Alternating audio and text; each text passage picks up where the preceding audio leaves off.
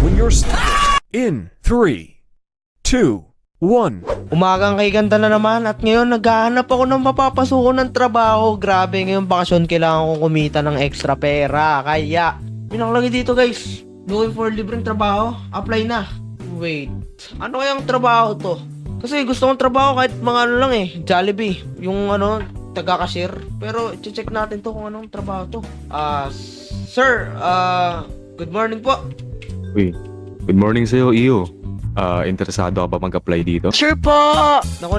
Sure po bang may day lang? Oops! No. Hinaharang tayo. Nako, mga ma'am, pasensya na po ha. Hindi kayo makakain ng maayos dahil sa mga yun. Kain na lang po tayo sa hindi po makakita. Dun po, balik na lang po tayo sa kanina. Okay lang po ba sa inyo? Sige lang, okay lang. Kailangan ko po kasi kayo maprotektahan. Yari po ako sa boss ko. Pag may nangyari sa inyo masama. Balita ko, may concert pa daw po kayo. Totoo po ba yun?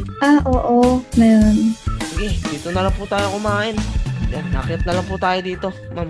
Sige po, kain na lang po kayo sa table. Ito po yung pagkain nyo. Yan. Ang hirap magbantay.